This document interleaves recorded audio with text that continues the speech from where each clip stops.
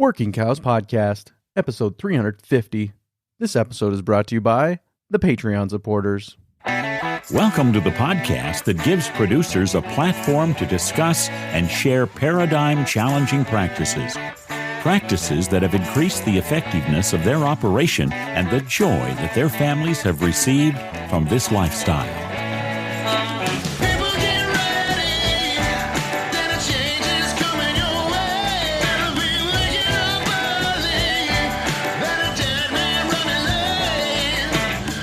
Howdy, everybody. This is Clay Conry, host of the Working Cows Podcast, recorded exclusively in the Understanding Ag Studios. And this episode is brought to you by the Patreon supporters. Very thankful for the Patreon supporters, many of them faithful for almost the entire time that the podcast has been in existence, and I really appreciate them. A lot of new ones have come on over the years as well, and very much appreciate them, and they will be getting a token of that appreciation in the near future, probably the first quarter of 2024 here. We'll be sending out an exclusive lineup of mugs to the swag level supporters, and then those who are supporting at the bonus content level get a new bonus episode almost every week. That's 5 to 10, sometimes 15 or 20 minutes of conversation with the guest, and sometimes it's a topic related to what we talked about, and sometimes it's a topic totally unrelated to what we talked about. So very, very much appreciate their support over the years and continuing to try and deliver value there as well. So if you're getting value out of the podcast and you'd like to hear maybe guests talk about other issues, or you are jonesing for a Working Cows exclusive coffee cup, patreon.com/Working Cows is the place to go for all of that. Today, I'm very excited to share with you a panel discussion that I moderated at the South Dakota Soil Health Coalition's Soil Health Conference. And this panel was comprised of Jay Fuhrer, Glenn Elzinga, Zack Smith, and Cooper Hibbard. And those individuals, all except for Jay, had been guests previously on the Working Cows podcast, so it was great to get to meet them. And it was a really fun conversation with them. And one thing I really want to point out to you before I hit play on this and let you hear it is that we opened this with two questions from my sons, who had been there with us and doing some homeschool science, as we called it. And I encouraged them to take notes, and we opened with them asking a couple of questions, or me asking questions that they wrote down. And then we close out with a question from one of the South Dakota Grassland Coalition board members' children. Carly stands up there at the end and asks her question. And so it's just really cool to see the bookends of this panel discussion be questions from students in the audience learning about regenerative agriculture from some of the best minds in regenerative agriculture. And I want to thank the South Dakota Soil Health Coalition for the opportunity to MC their conference this year, as well as the opportunity to record this panel discussion and share it here on the feed. So here is my panel discussion with the panelists at the South Dakota Soil Health Coalition's 2024 Soil Health Conference. While Zach and Glenn were speaking, I asked my boys, my two oldest boys are here this week, and my beautiful wife, who without her, the podcast would not happen. So if you've appreciated the podcast over the last 6 years, please give her a round of applause. I really appreciate her.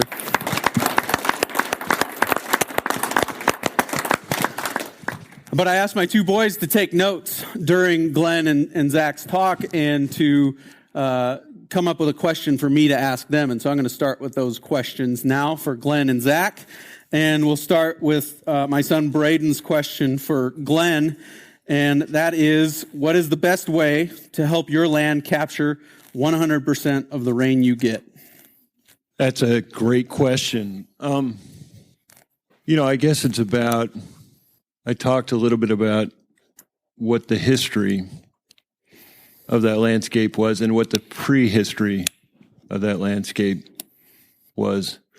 And that would be the first go-to for me, to find out how it was designed. Because I think the functionality was at its peak before we came along. And that doesn't mean I want to go back. That doesn't mean I'm a preservationist or something like that. I think we, as humans, are part of the ecosystem. That's part of the design. But I think we need to learn from that context first to figure out what the best way to do that is. And it's one of those it depends questions. It might even be something crazy like we need a fire here, which is the craziest idea. I live in the West, and most people absolutely hate wildfire. But yet I see there's such a huge, huge piece of the pie missing when we just extirpate fire from these landscapes that have adapted under a fire regime. The fire regime in our country is 40 to 45 years in low elevation Doug fir forests. That's where we do a lot of our grazing. And I've done it because I used to be a forester. We do tree ring analysis, and we could see this like clockwork across millennia.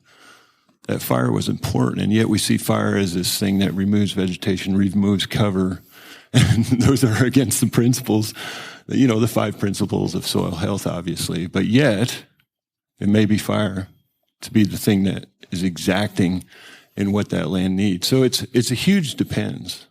It may be it needs grazing. It may be that it needs 10 years of rest. We have this ground that's 400 acres of just roasted sagebrush ground. It's almost devegetated, very little organic matter when we got the place, and we're slowly but surely making progress there, but only after rest periods of 6 years and grazing at the right time, and judging by when rainfall happens. So I'd like to say, yes, this is the formula, but like most of the stuff we do, when you work with nature, you find out that chaos is often the formula, and chaos is our partner. And we just got to be proactive when we live in this realm and be always thinking about something that may be quite out of the box. So that doesn't give you an answer to the question. It's just, it depends. Thank you. Zach, this question's for you, for my son, Braden. How has the stock cropper increased diversity at your place? That's another good question. The obvious answer is, through all the extra plant and animal species, that we've added. Like I said yesterday, we've 10x'd at least the biodiversity we have compared to just what you normally see in Iowa, which is just a cornfield or a soybean field, and that only has a root out there that's feeding the soil for 3.5 months out of the year. But that's probably the obvious answer. The other thing is what I've been exposed to in the diversity of people that have stopped in to visit and to see what I'm doing, and then coming to things like this and being able to. I was telling this to Jay before I came up here. Coming to these events compared to the old space and where I would be at for meeting season right now in my old life within. The big ag world. This is just so much more life-giving and interesting, and the folks that you can come and network with, that diversity of thought and openness to things has been probably just as much or just as important, if not more important, than the diversity we brought back to the farm. Because I know there's things I'm going to take back from today and yesterday that's going to make the system I'm working on better, and I'm grateful for everyone here for that opportunity. So, yeah, I would have to imagine, and Jay, maybe you can help us with this, that the diversity of microbes would be much higher, or maybe just the number of them. I'm not sure if it's just the number or if it's also the diversity of microbes in a system like that, where you're integrating livestock and you're having diverse covers between the rows of corn and some of those things. Would they be more diverse there, or just higher in number? Well, I think what you're going to find, the microbial world, it's a community, and it starts at the top of if you take corn, starts at the top of the plant and goes to the bottom of the lowest root tip. And the microbes are in the plant, they're on the plant, they're in the soil, they are present all over. And so when you look at a system that Zach has, you're accelerating biological time. So he's making something happen in 1 year that if he didn't have that plant diversity, animal diversity, if he didn't have that and do some managed grazing on it, then those things are going to take much longer to occur. And so it's going to be a combination. I think your diversity is going to be better. So I'm an old monitoring person. My background is monitoring, and it's monitoring soils. That's where I started. Then I went into plants, and you start to realize how little you know, and then you start to go down this road and gather up information. And what got me interested in Zach's concept for Iowa or for any cropland at all was that he's accelerating biological time. That really caught my interest. And, we're just stepping into the microbe community more and more and more, and we're starting to realize how the rhizophagy scenario works. And really, he's got a system there that brings so much to the table in so many ways. And as a population of people, we can benefit from this tremendously. Water quality alone, Zach. Right. Yeah. The one thing I'd add onto that is that's one thing I haven't done is really capture the difference of what's actually happened underneath the soil. And that's partly because we haven't had enough rotation time on the ground. But I think this year I just had somebody come up to me and offered to come out and do some sampling down to depth to hopefully start to quantify that so that we can not only share the yield data like I shared yesterday, but actually some of the stuff that's beyond my pay grade, but more Jay's style that we can kind of quantify that we're actually speeding up biological time is like what he referred to. So, okay. We'll move on to my other son, Calvin's question. And he's got the same question for both Zach and Glenn. And we'll let Cooper answer this question too, because we already heard Jay's answer to this question. But we'll start with Zach and Glenn. His question for both of you, we'll start with Zach this time. What is your goal? What is my goal? He told me earlier this week to throw him softball questions, and my son Calvin asked the hardest question. So, yeah, no, it's.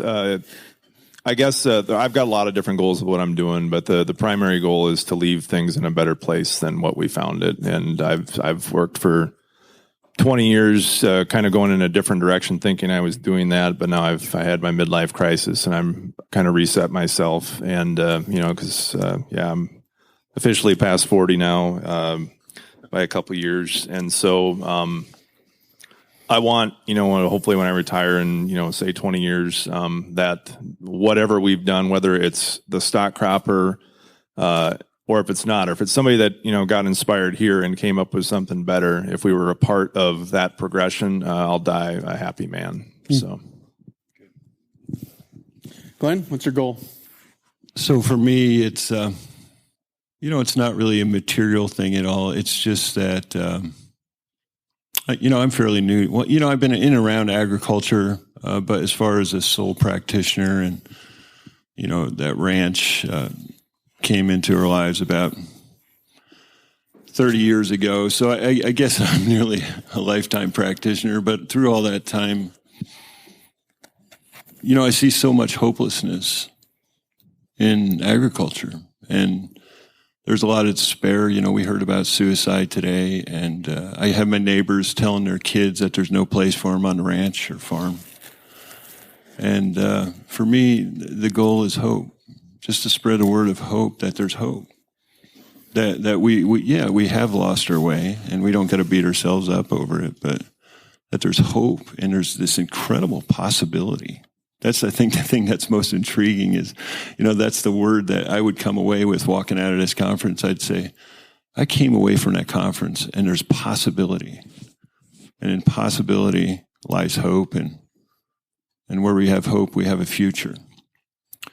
And the future, it might not be with me, but, if we can instill just that idea, that future then is in the hands of others, your kids and my kids and all these kids that come to help us. And it just comes real to me every year because I feel like those interns, those seasonal employees we have ride for us, they come away with these things. They can't put their brain or finger exactly on what or how to go about it, but they know there's hope and they know there's possibility in this thing called agriculture in a world where everybody else is dissing it and, doesn't see the value. And we're talking about, creating food out of biological slime. And, and there's no rightness to those things, but they feel a rightness here and a hope. Cooper, what's your goal? That's a big question. Congratulations on raising a son who's so perceptive. So for those of you who don't know me, I'm from a ranching family in Montana, part of the 5th generation, and my own personal goal is having a ranch that's viable and thriving and robust and magnetic. That if the 6th generation so chooses, that it's there for them. And so that goal has led to all these other goals.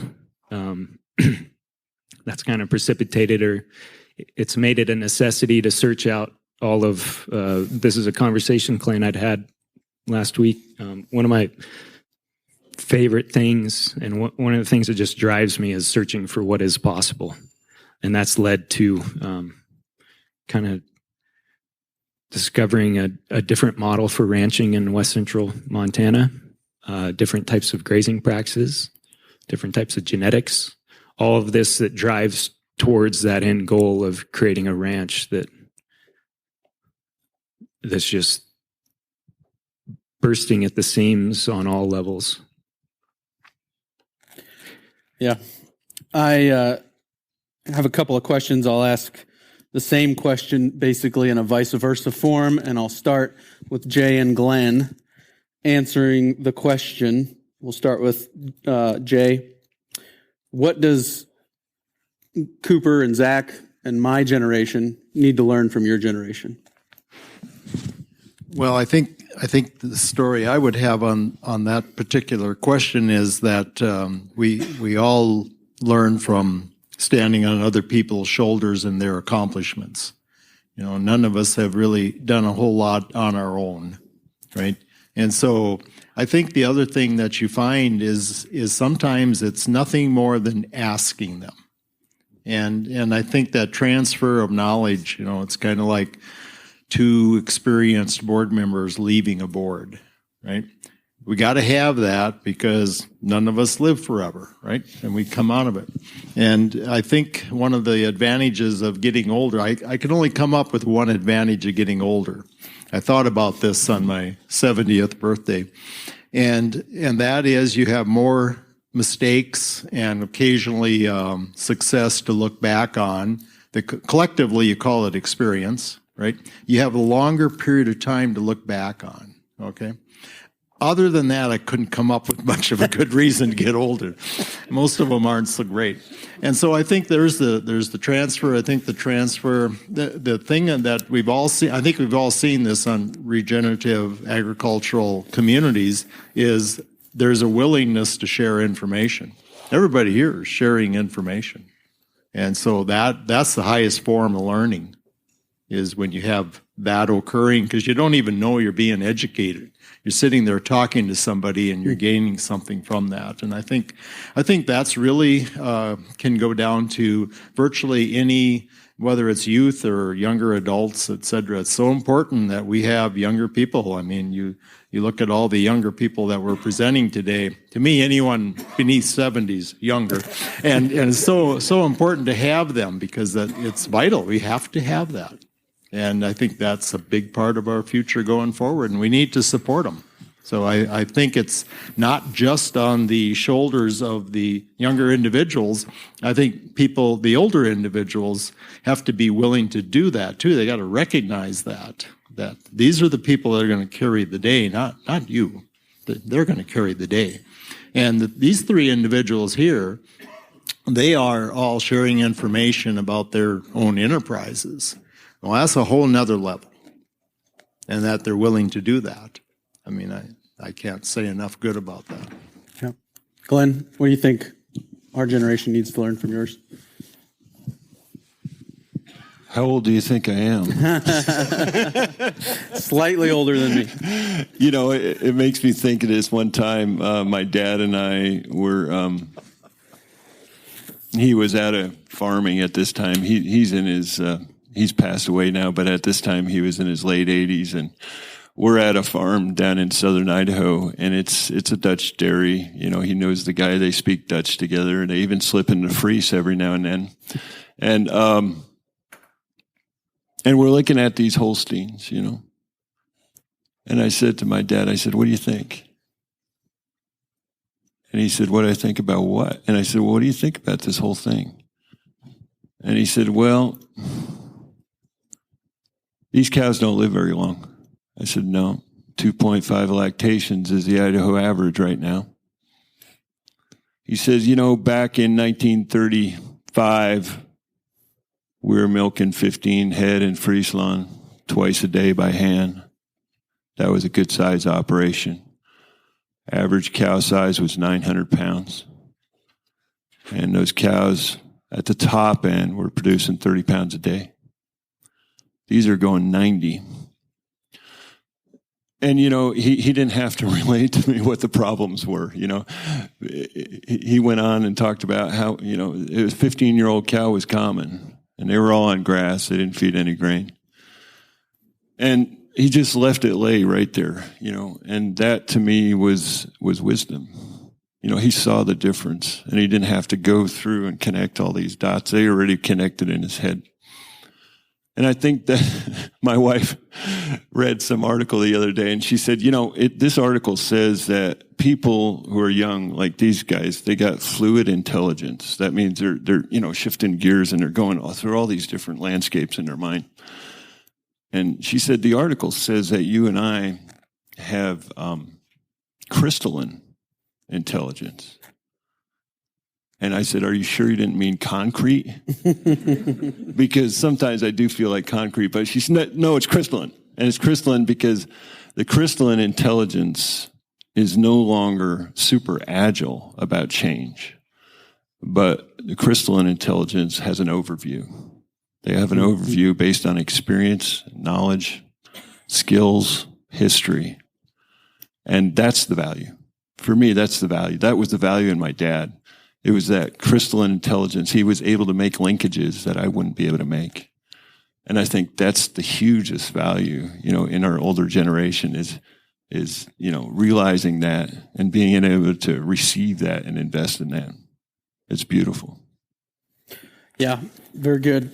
In the providence of God or the wisdom of Cindy or some combination of the two, we've got a really cool mix here of different generations and different backgrounds. And so this next question is going to flip the way I've been asking these questions kind of on its head. And I'm going to ask Jay and Zach to tell me, we'll start with Jay, what can the farm learn from the range? Well, I think the rangeland, the grasslands are what built our soils. Okay. And so I think that's the first thing. And then how did they do this? Well, in the northern plains, the last glacial water left, for instance, like the Red River Valley, left approximately 9,000 years ago. Okay. From that time, you have a diversity of perennial plants. So an average in Burleigh County would be 100 plus species per acre. Now, they all give a different exudate. So you start thinking about that. Forbs, grasses, legumes. There's a diversity of plants. Okay. Now, that's the diversity of food.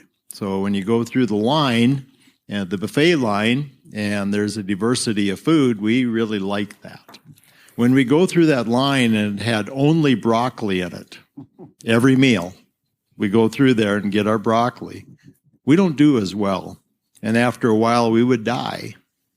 And so I think the first thing is it built our soils. I think the second thing is it really taught us that the animals played a huge role in it. And so we had the grazing ruminants and we had the predators, and the predators moved them. And so Aldo Leopold, you know, if you read any of his information, he talks about the wolf that was shot on the mountain, and they're watching it die. And he said, the green light is fading from this wolf's eyes. And he makes the comment that only that mountain is going to know what that means to the surrounding area. And what he's talking about is the wolf moved the ruminants. And the ruminants grazed the entire slopes and sides and ravines, and they grazed everywhere, and they were always moving. So you always had this regrowth occurring. You always had exudates going into the soil. It was the whole functioning hydrology. And so he looks at that.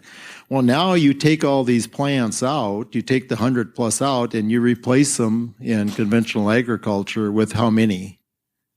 With one, right? And then you start taking a look and you start wondering why your carbon levels fall, right? And so it taught us, I think the rangeland is really what taught us soil health principles. Nature taught us those. And I think for me, it's been one of how do we mimic that? If we're going to have an agricultural system, how do I mimic what I've seen in native rangeland? So I've always been a supporter of high amounts of diversity in a cover crop. The reason I support that so much is because that's how nature did it. Okay. And you can plant one, but it's a better impact if you have multiple, right? And so I think it taught us the principles. Zach, anything? What can the farm learn from the range? Well, the farm's got a lot to learn because, to his point, we've kind of gotten this one-track mindset where we're just thinking about one crop. And from the world that I came from, or I still am, I'm still there for sure. But farmers think very linearly now, as far as inputs equal outputs, and they have no real concept, or they're not really trained. I know when I went to university at Iowa State, it was talked about a little bit, but when you get out into the real world industry, until the last couple of years with the soil health piece, and there's such a small fragment of the farming population that gets even exposed to it, there's a huge education piece where you've kind of got to lead the horses to water to get them to even think in the cyclical nature of what happened on the range and what was here before on the prairies, the prairie pothole region that I come from in Iowa. And most people don't even think in that mindset, but there's a big shift that needs to happen, in my opinion, educational shift to get the vast majority of farmers who aren't at something like this to start thinking in the terms of a cycle versus a linear line, inputs equal outputs. So, Cooper, what do you think that the range can learn from the farm? So before Jay had finished his, I was thinking, well, in Jay's interpretation, the soil health principles came from watching and observing rangeland.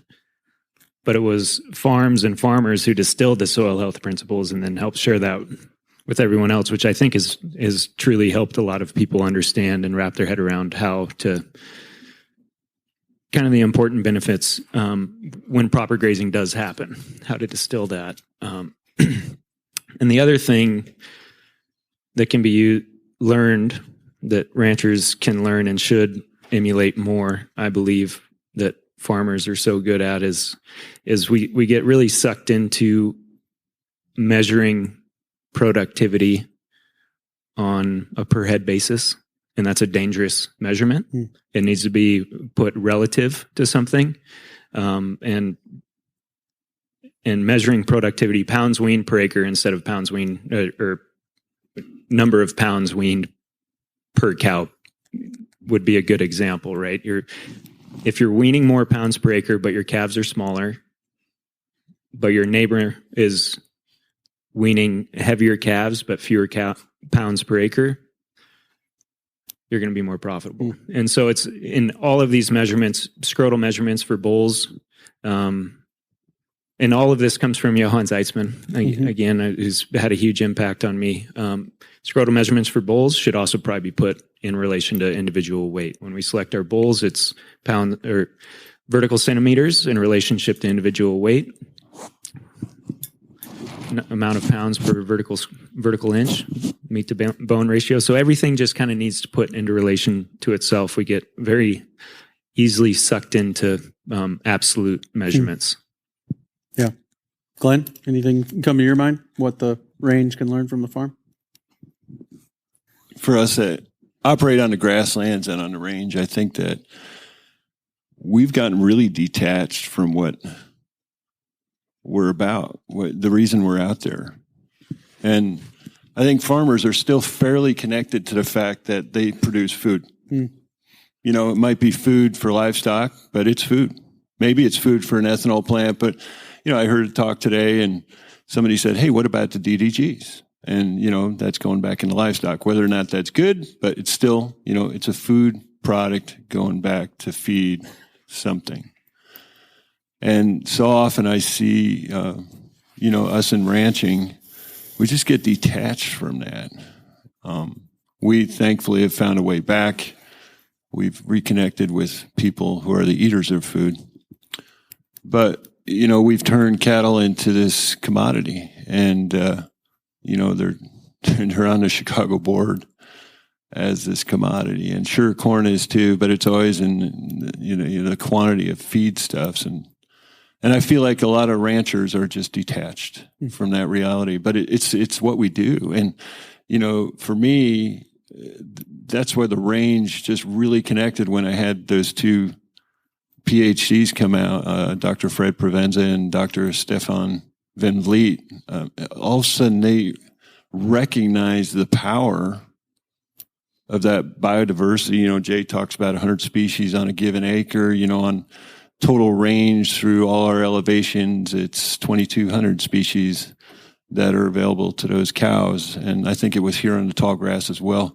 And there's this nutrient possibility that's inconceivable that then would get transferred into food for even us. And that really excites me. That's a really, really cool thing. And I think we've detached ourselves from that. I'm going to go back to Cooper and Zach with the next question. And I want to ask the same question, vice versa, that I asked Jay and Glenn. What does our generation need to learn from them?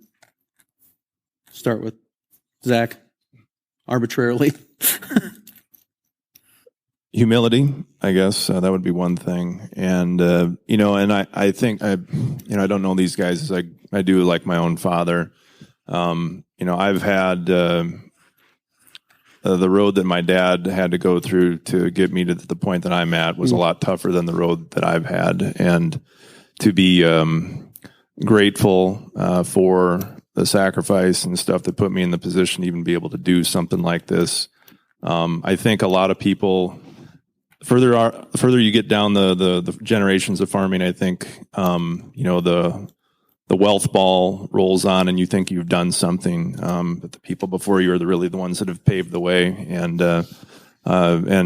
I think sometimes I see a lot of people in my generation lose sight of that. And so I think having gratitude and realization and respect, I still like. There's a lot of times I don't want to talk to my dad about the progressive stuff because he clams up. But there's a lot of times I need to have that reassurance because he's been there before and seen some of these things, and I still really, really value that and appreciate it. So, Cooper? Yeah, that was well said.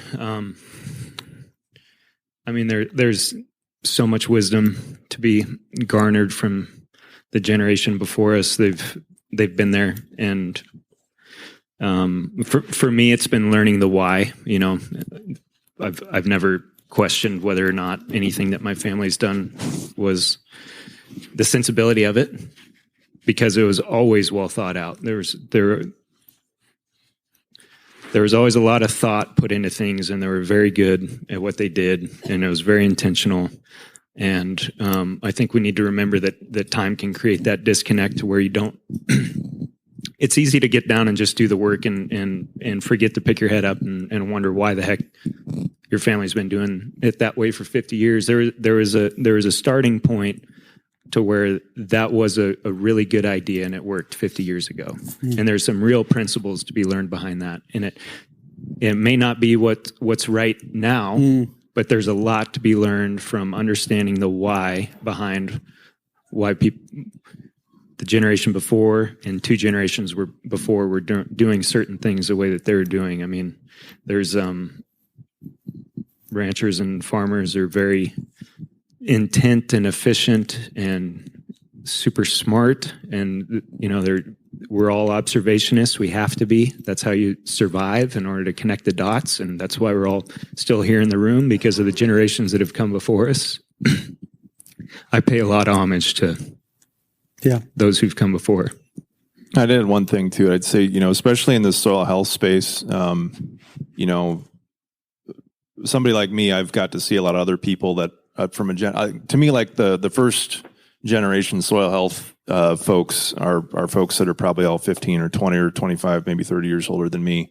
Because a lot of it, guys started in the 90s with some of this stuff, and they really were the true pioneers that did the hard stuff. I don't think it's now that there's these soil health events, it's easier for somebody like me to have a platform, and it's still a collection of village idiots here that gather, for something like this. But it was really, really lonely, with a guy that's been a huge mentor to me. I don't know if he's still here or not, but Rick Bieber, for example, how long that guy's been doing stuff out here in South Dakota. And so really having, especially in this space of regenerative ag, the people that have been pioneering it for our generation to kind of step in and, like you said, stand on their shoulders. So, yeah. To Cooper's point, G.K. Chesterton one time said, before you tear down a fence, ask why it was built. And that's something our generation needs to learn. Like we got the match and the gasoline. We're ready to burn it all down, baby. But it doesn't always net great results. And sometimes there's a reason that fence was there. So, Jay, I want to ask you a question. How many stories of change that you are aware of were facilitated by crisis? I look at some like Brendan Rocky, for instance, his what he's doing with potatoes now. And I just wonder, was he at a point of, and not him specifically necessarily, but how many of these guys were just totally last resort, last straw, this is the only way out kind of situations? And I think you've got a really unique, broad perspective to speak to that. Excuse me. Well, I think the human perspective is always more willing to look at change when they're in crisis mode. And we're willing to adapt. We're willing to make these changes because of this stressor, right?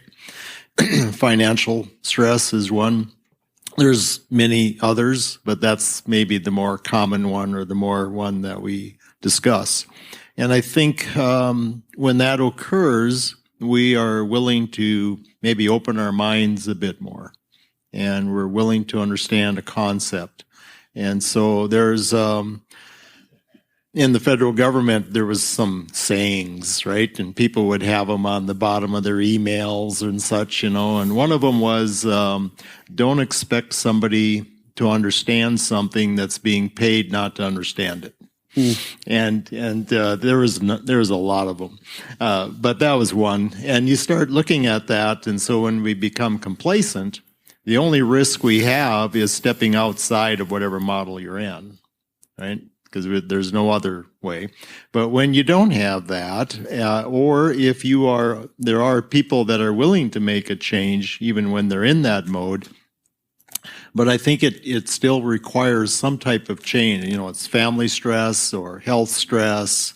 To me, health stress is another really large one, because you come to the point where you realize if you don't have adequate nutrition, you aren't going to do very well.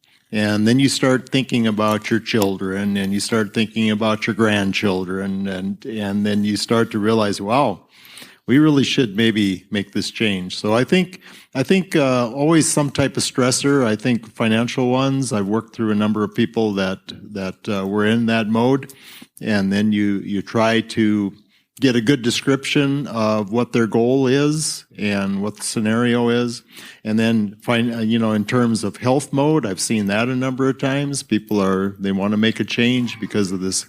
They don't feel they are growing nutritious food. And so there's a number of different stressors, but when those occur, that's when it changes maybe a little more readily available, if you will. So that would be, I guess, just observation of what I've seen over the years and people I've worked with over the years. And yeah. So this panel is really inspiring to me because as I've sat in different sessions this week and looked around, I've been able to spot one or all of them in every session. And that's not common. When you go to conferences, a lot of times speakers, and I know speakers are in high demand and they go where they're asked to go, and sometimes that means they leave early or whatever, but these guys are here and they're here to learn and they're asking questions. And so I would like to, and all of you too, I mean, my favorite part about this conference is the diversity of age in this room, of people who are young and learning and people who are not as young and still here to learn, and that is really inspiring to me. But in 10 minutes, we're gonna go to our board members and start taking questions from the crowd. But then the questions will get harder, guys. So gird up your loins. But I would just like to ask each of you guys to speak to the importance of lifelong learning from your perspective and some of the ways that you've gone about doing that. So Glenn, if you want to start us off. You know, when we started ranching, I was a forester for the BLM. I was a BLM forester and had about 8 employees, and didn't really like the way it was going. We were in the middle of all these environmental appeals, and it was, you know, it's basically, I wasn't having fun anymore. I was going to work, you know. And my wife was in the same boat. She's a PhD plant ecologist. She was working for the agencies as well. And, you know, we were in our 30s. We were just starting a family, and we said, why don't we try to get back in agriculture? Because we both had agriculture backgrounds, and we thought, hey, why don't we give a stab at this? This ranching thing's got to be pretty easy. I mean, these guys, you know, they ship these dang calves off, and oh crap, they're worth so much money. Back then, a calf was worth about $300, and it's like they get all that money. And we're like, oh my gosh, that's inconceivable. And the work's all fun, and there's no cost, and ignorance is bliss. And ignorance also led us down the garden path of deception and darkness. But anyway, here we are. Boy, this turned in a hurry. So, but, you know, you talk about being a lifeline learner. You know, that was a fast track for us. Thank God we had the people we bought that first ranch from. They asked if they could stay with tears in their eyes. There's no deal if you don't stay. You're going to have a lifetime of stay. You're staying in right 100% of your dang house right there.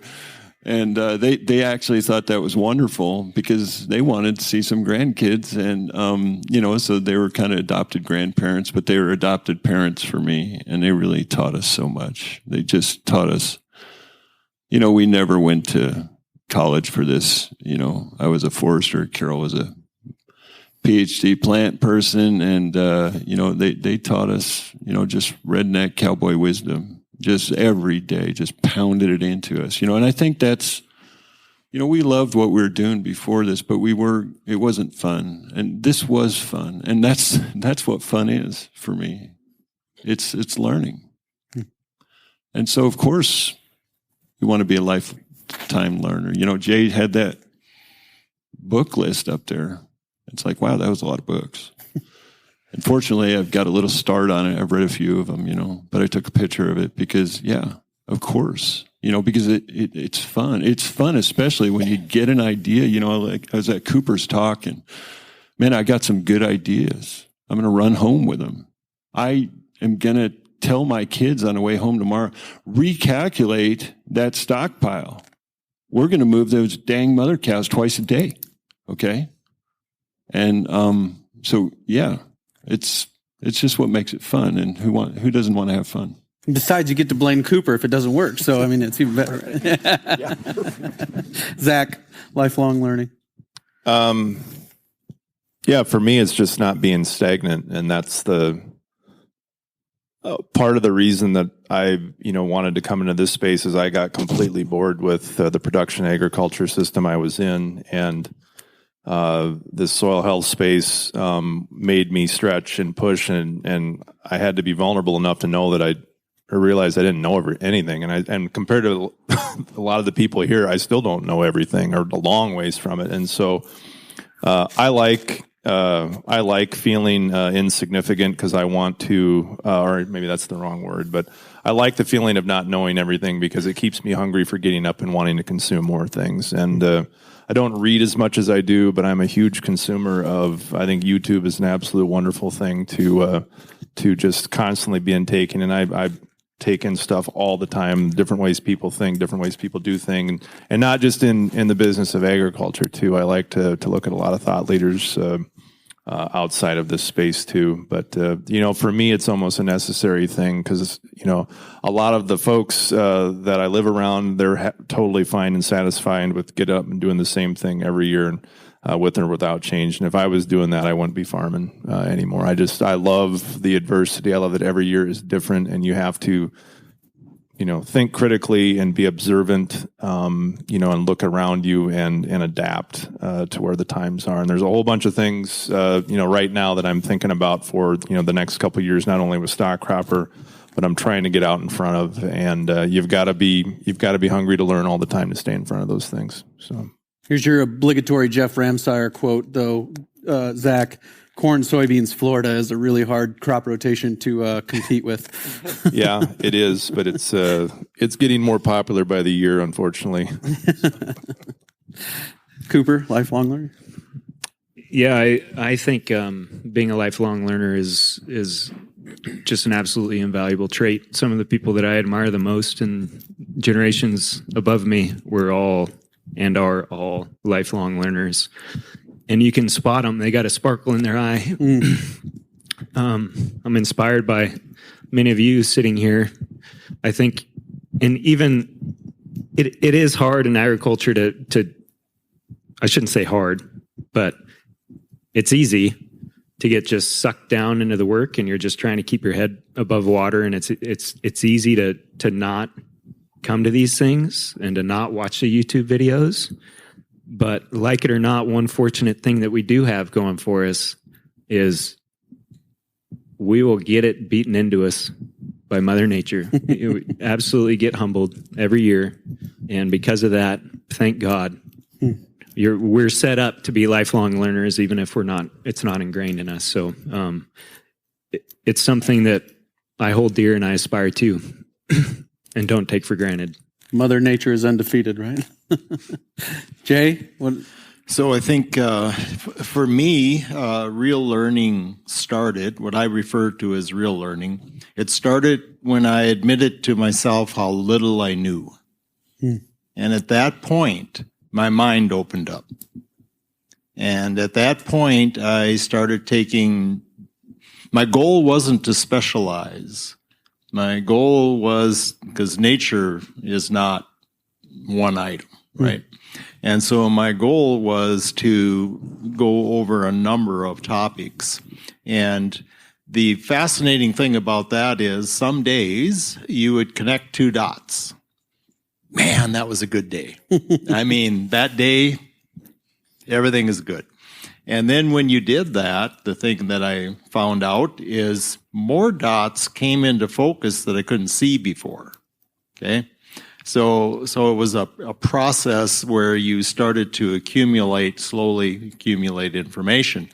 And Kathy and I travel quite a bit together now at this stage in our lives, and that accumulating knowledge is kind of interesting because what I observed one day, we're finishing a workshop and visiting with some people, in one end of the room, but I got corner of my eye, I can see my wife in the background, and she's surrounded by these three guys. What's the long overcoats? You call that a duster? What do you call that? Slicker? Duster? Sure. Okay. And they had the big hats on. They had the ZZ top beards, These were some tough-looking dudes, And they are talking to my wife in the back of the room, and they're all standing there like they're in a huddle.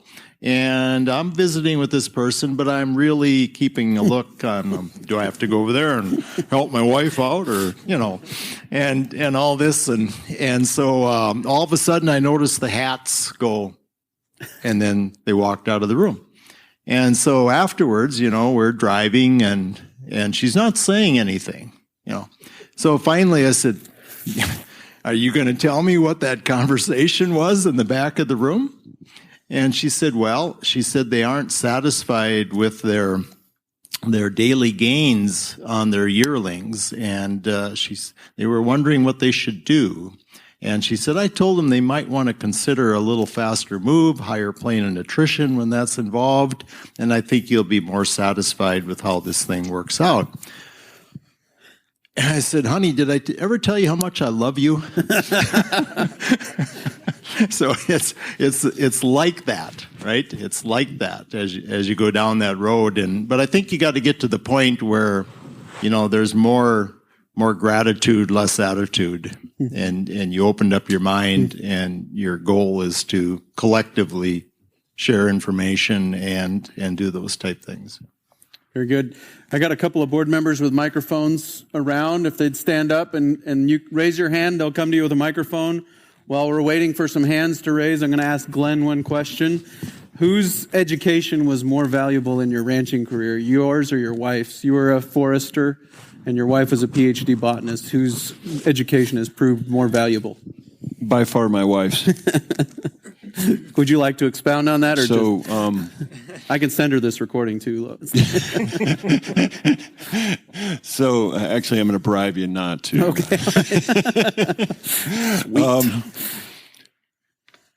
Yeah, she just, she's a community ecologist. She's written books about monitoring and plant populations and how they interact. She's this incredible statistician. She understands, the flux of population dynamics.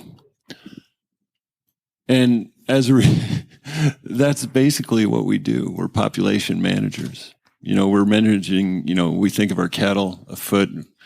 We think of our grasslands. We think of the wildlife that we interact with. But now, like a storm, we're learning about the microbial world underfoot. And it just blows me away. I come to a conference like this. I feel like I'm just moving in these incremental steps of being incredulous about the beauty, diversity, functionality of what's happening underground. She already brought that to the table. Yeah, she didn't have an understanding about the particular processes, but she understood the community relationships more than I ever did. And so, I'll come in from, I talked about this calving thing where these mama cows, when left alone, will, they'll leave some nursery maids behind, and they'll be watching over 60 calves that were born within the last 2 weeks. And I was like, oh my gosh, it's, she's observing that first. And, then I made the connection. It's like, this is actually like the Sandhills calving system. Nature already had this in place.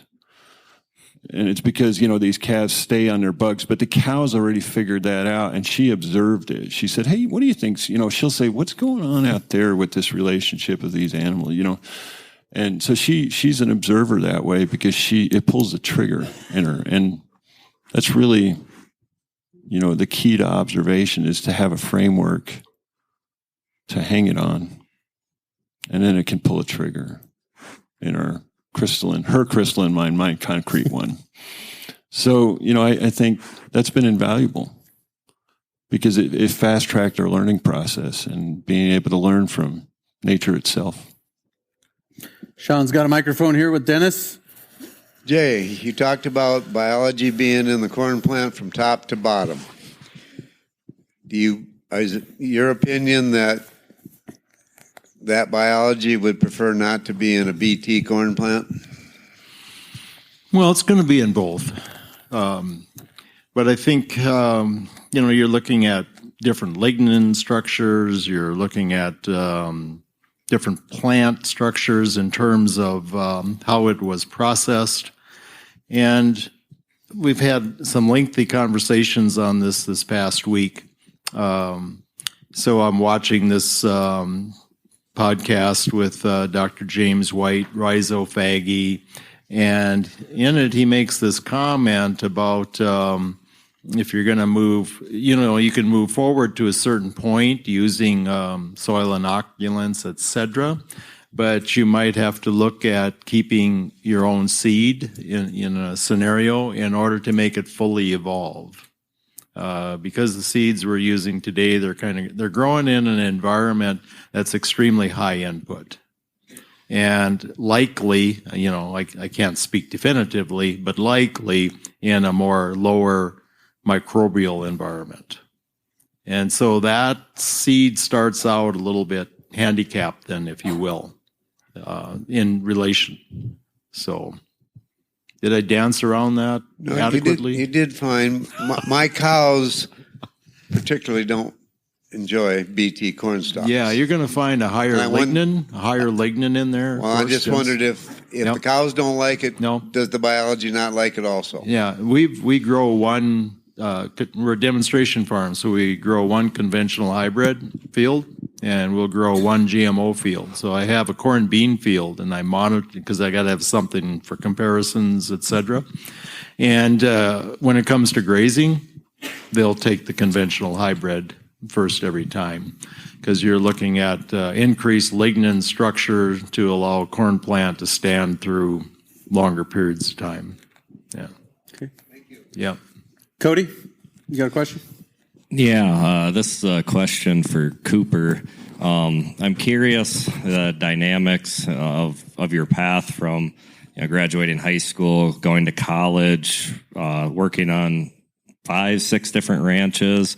If you were to do it over again, would you go to college? Would you just go to the ranches and get back to yours quicker?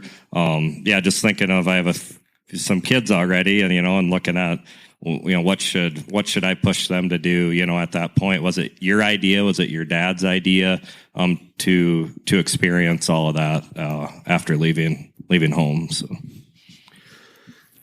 that's a great question. To the last part of that question,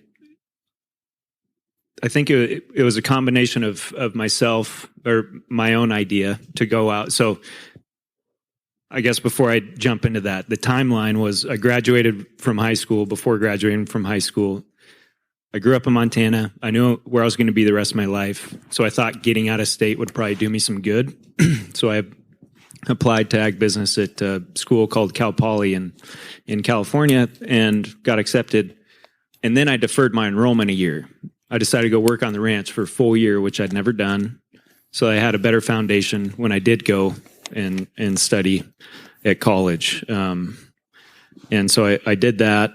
And then I wasn't ready to come home. And it was also part of my family culture they wanted me to go out and experience other things and work for other people and improve myself in other systems, and just they just turned me loose, basically. I was given 4 years after graduating before it was that window was going to close and I needed to come home. And so because I had such a finite time of 4 years, and I also understood how daunting of a job I had to come back to take the family place and try and shepherd it forward into the future, then I wanted to go and work on ranches that were doing things, remarkable things, practicing holistic management successfully and had been for decades. I hunted them up, and I wanted to be in different environments and different cultures just to get myself out of my comfort zone so I could steepen that learning curve. And so I worked on 2 ranches in Mexico and a ranch in Colorado for Duke Phillips for 2 years, which was amazing. And then Argentina, Patagonia, 2 stations in Australia, and then I was tapped to come home. And would I do it the same? 100%. I do question, and sorry for academics in here, but there is a disconnect between what's actually happening on the ground, in my opinion, and academics. What Jay and his cohorts are doing at Minokan Farm and a few others are doing truly meaningful work that is changing and impacting acres. But the reason, so I do question, the validity. I hear where you're coming from and questioning the validity of going to school. But what does happen at school that I think is invaluable is you learn how to learn. I wouldn't change that. You learn how to learn, you learn how to communicate. You have to write essays, you have to compose emails. And if you don't have that skill, that's a limitation. And if you want to be as impactful as you possibly can, then that means shouldering as much responsibility as you possibly can. And that means being able to communicate, and that means being able to learn. And so that, for me, I wouldn't change anything of what I did. I feel like the stars aligned, and that's how it needed to be for me. Yeah. Thank you. Other questions from the audience? This question's for both Glenn and Cooper. What would you say as a percentage to get your cattle to grade? How quickly do you need to change your genetics, or how much of a percentage is that to reach your goals? Grade on grass? So correct. I think genetics can be overrated. We have seen differences in genetics, but we run pretty conventional Angus cattle. We found that the ones on the larger frame side are virtually impossible to get to grade. So that's a real general difference, and it's just completely phenotypic. I mean, you can observe these cows, observe these calves coming off these cows, as long as they're in a yearling state, and say that one will grade just because of what their frame looks like. I have been wrong, but 90% chance you're probably going to be able to nail it. So these people who sell strictly grass-based genetics, I'm not saying they're wrong, and it's cool to focus on that. I wish I had the margin to do that. But commercial cattle have worked pretty well for us, but we are picky about, maintaining that heterosis. We just do an F1 cross. We're running Hereford bulls on black cows, and that's worked pretty well. What Cooper's doing with, heterosis and composites is an ideal, and I just, we don't have the margin to achieve that in our situation right now. Perhaps one of my kids want to go down that road because there's a lot of wisdom in that path. And I think more consistency in the cattle, the offspring are way more consistent through generations and predictable in terms of finish, especially if if you've built a pretty consistent frame choice through that, the selection of those composites. So to me, it's really, really, the supercontinental breeds, just because of their phenotype, it's not only frame size, but who they come from. They're just shortly traceable back to draft breeds, combination breeds that are either draft milk or meat or, multi-purpose breeds. They just, are more difficult in general to be able to get to grade. So we stick with Highland genetics, and predominantly Angus, and make sure that they're British. And like I said, sometimes we're wrong, but pretty consistently we can get them to grade pretty easily on grass. But then it becomes really a question of the grass and grass management. It's all about creating energy. You have to create energy.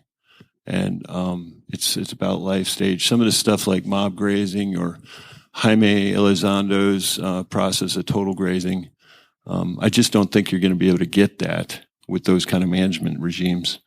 You just need that energy to be able to force that grade, especially before that arbitrary 30-month window that USDA put on for mad cow disease. So, if we're going to achieve that under 30 months, you got to pick a phenotype, and you got to really manage that grass in an intensive way. Is there somebody that helped you learn to look at cattle and pick which ones were going to more likely grade than not? It was them. So, it's because we're standing there in the corral and we pick 15 head every 2 weeks forever. And then you just look at the results the next day and see how we hung up, and then you get the stakes in your hand in 2 weeks. And it's just, it's a rude awakening sometimes. You learn what to look for and where to find that fat and where to find that deposition just on that phenotype. These cattle have been living with us all our lives. The mama cows, I don't care about disposition. I don't care if they're ready to kill you. We'll absolutely keep those cows because those kind of dispositions are very valuable to us in terms of maternals.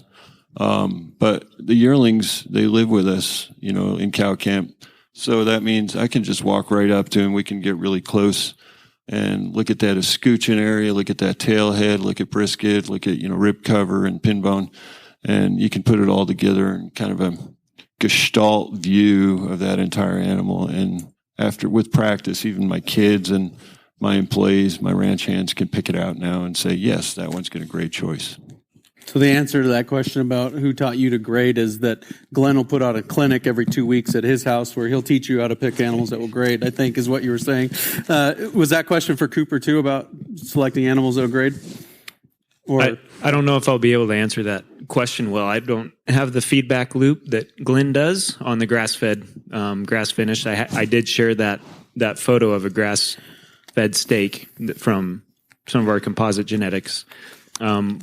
We sell 50 to 80 grass-fed beef through a Missoula company every year, and so I get some feedback loop from that. I personally don't see the carcasses or anything like that, but what I do believe is that if they're truly functional on the range, especially in that type of model that I was talking about earlier, they will finish well on grass, because what you're selecting for in that system is doability on grass. You're selecting for body condition. And it seems like the two go hand in hand. Charlie, do you have something to say about the genetic question? He raises bulls. Okay, so I'm a seed stock producer, but I got seriously moderate frame cattle, and I'm low input. We don't feed any grain. And my question is for Cooper. When he mentioned the scrotal measurement should be adjusted to the weight, do you have a scale? Or my vet won't even test them if they ain't measuring 30. She won't even ask me how old they are. We calve as late as we can and still sell yearling bulls. And so the scrotal measurement is kind of my question. Do you have a scale on how much they should weigh per centimeter? Like a template? Yeah. I don't. It's just information that I've been collecting on our own home-raised bulls. We'll take their individual. So how we select them is when they're 10 to 12 months old, we'll put them all in the corral. We'll run them across the scale. We'll get individual weights. We'll run them through the chute. We'll get individual hip heights. We'll measure their scrotals. I put all of that in relationship to their actual size. And then the main culling criteria, aside from disposition or anything under I'm the same. Anything under 30 centimeters, they're not going to make the cut, or they make the cut. However you want to look at it. Thank you. He'll be He'll be here for another half an hour. Right. And then I got this from Zeitzman, where you can project their mature weight based off of their individual hip height from this appendix at the back of his book. It's from a study from state of Missouri or Missouri Extension.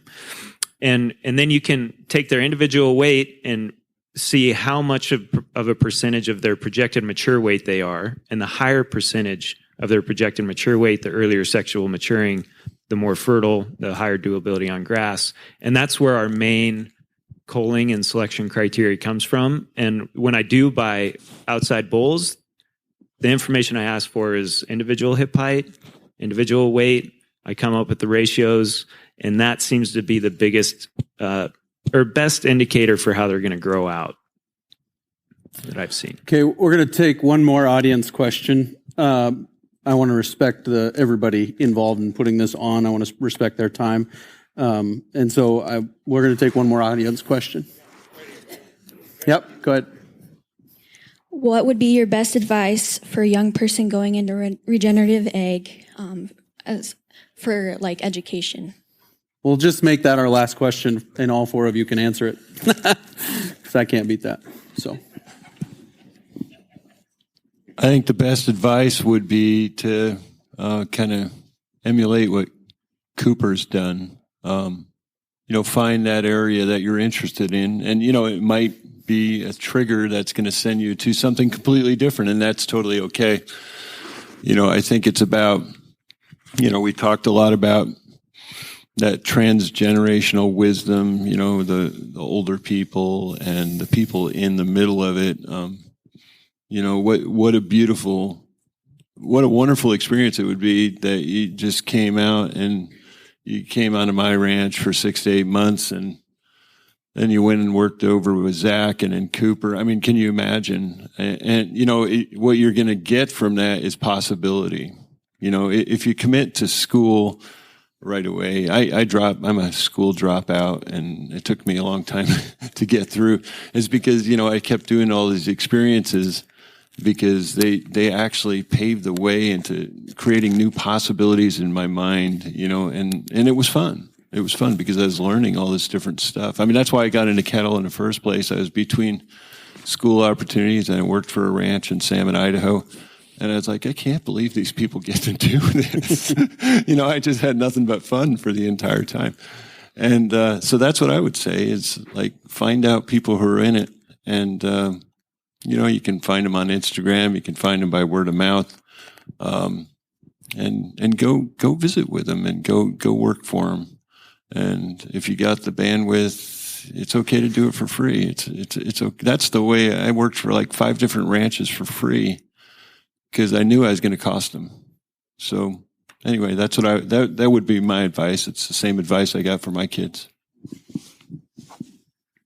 Go ahead. I'd echo a lot of it. I don't have a ton to add. I would echo Cooper's comments. I believe strongly that the education I really received in college wasn't incredibly pertinent to what I'm doing now, but it was the life skills that I developed in that. So I would say, and specifically getting exposed to people that are different than your background has been one of the most valuable things. I talked about yesterday being in a rock and roll band.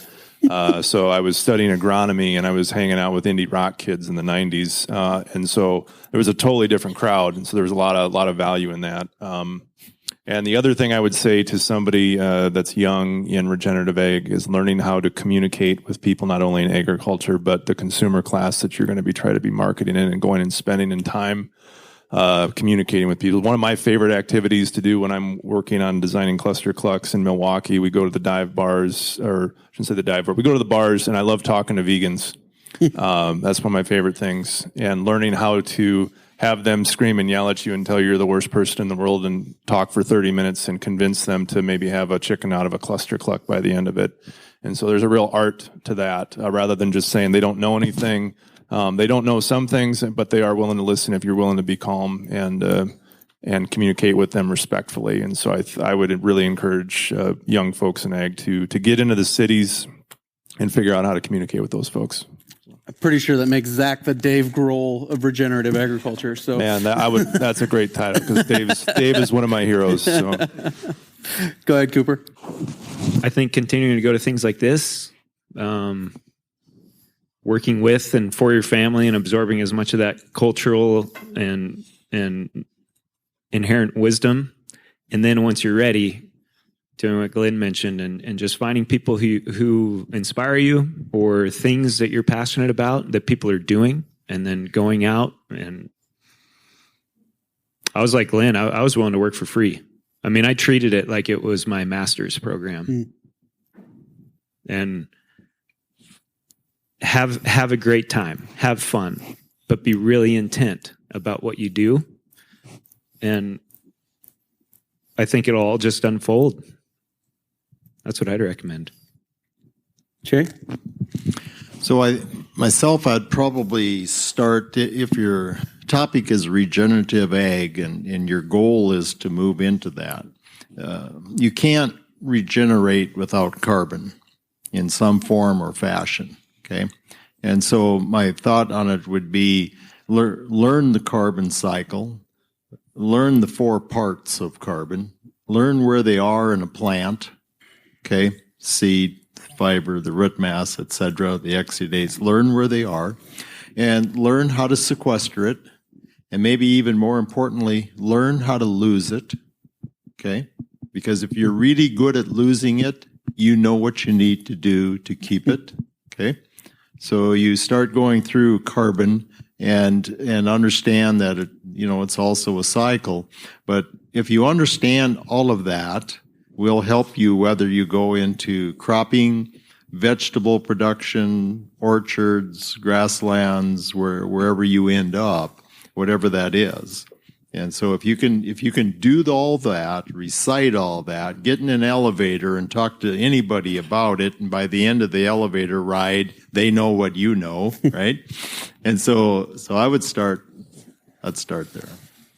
Very good. Well, honestly, when I looked at the schedule and I saw that these 4 individuals are going to be on the stage at the end of the conference, and I saw how early they were here, I couldn't believe that they would still be here by the end of the conference. And so I'm incredibly thankful to them for sticking around and taking time to do that. So let's give them a hand.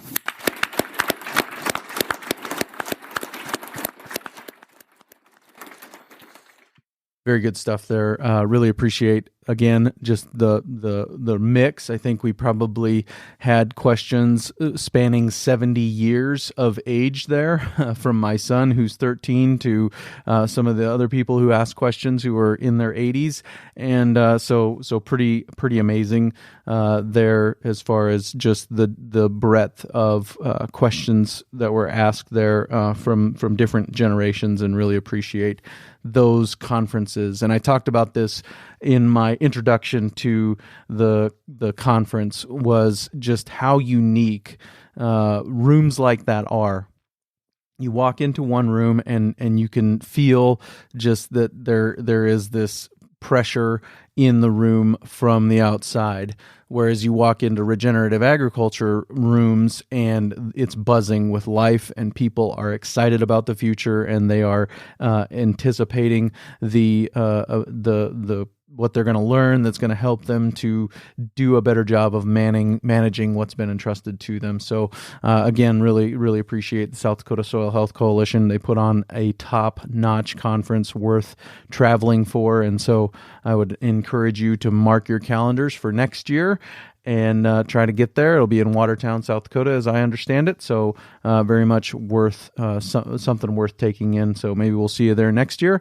But for now, I'll just say that coming your way real soon on another episode of the Working Cows podcast, we will be talking with some folks from Understanding Ag about the Soil Health Academy and the prospect of going to it and what it presents, the opportunities that it presents for you. So we'll see you again real soon with another episode of the Working Cows podcast.